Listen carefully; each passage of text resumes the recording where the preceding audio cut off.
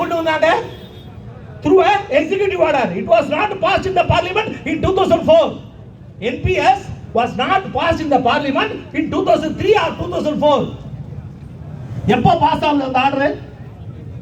2013.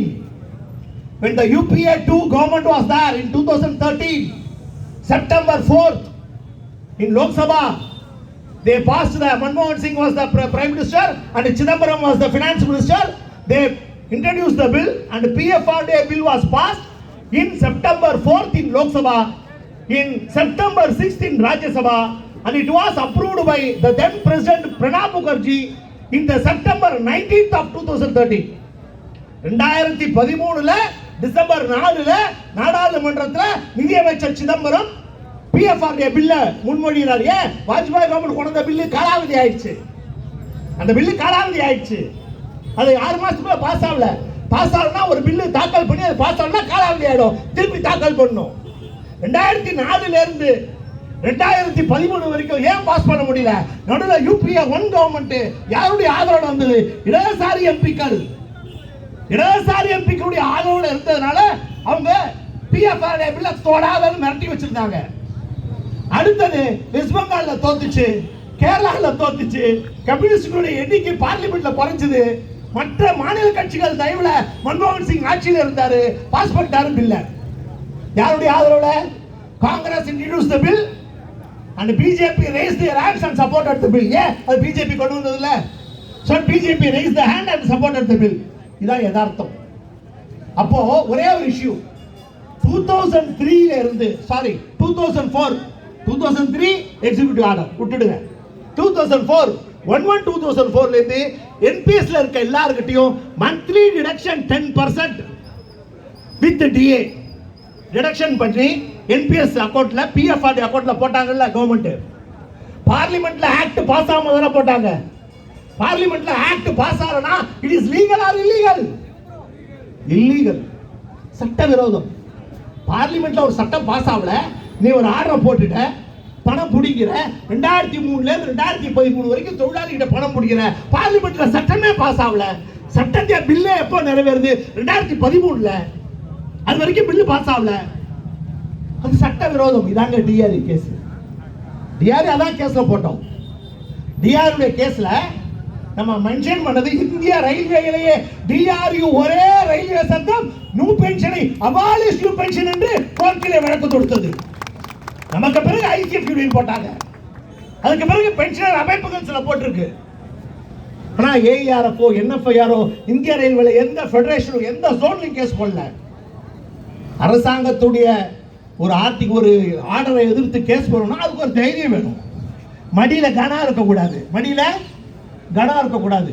If you got weight in your pocket, you don't oppose the government. புரியுதுல்ல?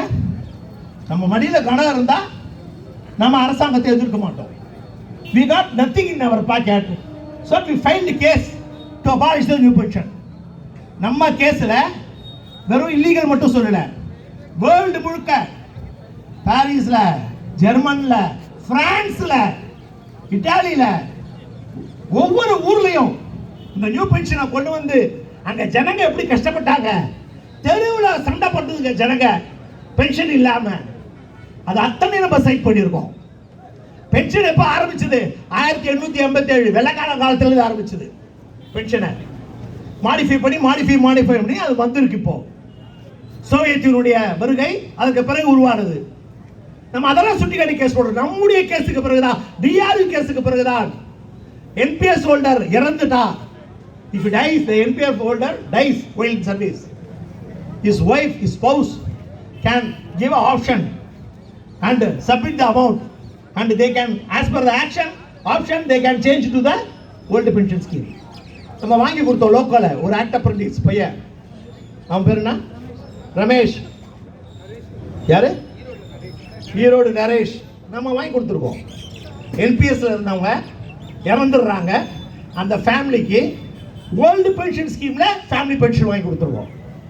இப்போ ஒரு மாசத்துக்கு முன்னாடி நம்ம கோர்ட்ல வாங்கின ஆர்டர், ஒரு NPS ஹோல்டருக்கு if they are disabled or invalid, வேலை செய்யறோம், வேலை செய்ய அடிபடலாம், இன்வாலிட் ஆயிடுவோம். அல்லது ரோட்ல போறோம் ஆக்சிடென்ட் ஆகுது, அப்போ இன்வாலிட் ஆகும். அது நோய் வருது, இன்வாலிட் ஆகும். இப்போ இன்வாலிட் ஆனா அந்த இன்வாலிட் பென்ஷன் கொடுக்கணுங்கிறது நம்ம கேஸ்ல இருக்கு. we got interim order in that case. நம்ம இன்ட்ரீம் ஆர்டர் வாங்கணும். என்பிஎஸ் சொல்ற இறந்தா அவங்களுக்கு ஃபேமிலி பென்ஷன் ஆப்ஷன் கொடு, இன்வாலிட் பென்ஷன் அவங்களுக்கு கொடு, நம்ம இன்ட்ரீம் ஆர்டர் வாங்கணும். நம்முடைய இன்ட்ரீம் ஆர்டருக்கு பிறகுதான் இன்வாலிட் பென்ஷன் கிடைச்சது. சதர்ன் டிரைவ்ல முதல் கேஸ் ஒரு இன்வாலிட் கேஸ், கோர்ட்ல இருந்து வேலைக்கு வந்தவர், அவர் இன்வாலிட் ஆயிட்டாரு. அவருக்காக நம்ம சண்டை போட்டு கோர்ட் ஆர்டரை வச்சு இன்வாலிட் பென்ஷன்ல 8 லட்சம் ரூபாய் அவருக்கு அரியர்ஸை வாங்கி கொடுத்திருக்கிறது டிஆர்யூ. இப்போ 1 மந்த்துக்கு முன்னாடி. இதனால நம்முடைய இன்ட்ரீம் ஆர்டர்ல நம்ம வெறும் வாயில மட்டும் ரோட்ல மட்டும் போராடல, கோர்ட்ல போராடுறோம். நம்ம அதுல ப்ராப்ளம் இல்ல. அதுக்கு பிறகு 2004ல நியூ பென்ஷன் ஸ்கீம் வரும்போது ARF and NFIR they opposed it? No, they have not opposed it. They welcomed the new pension scheme. ARF then President Mr. Umramul Brohit was the trustee of PFRDA. அவருடைய tenure முடிகிற வரைக்கும் உம்ராமுல் Purohit ARF அகில இந்திய தலைவர், அப்போதைய தலைவர், அவருடைய tenure period முடிகிற வரைக்கும் ட்ரஸ்டியாக PFRDA இருக்காரு.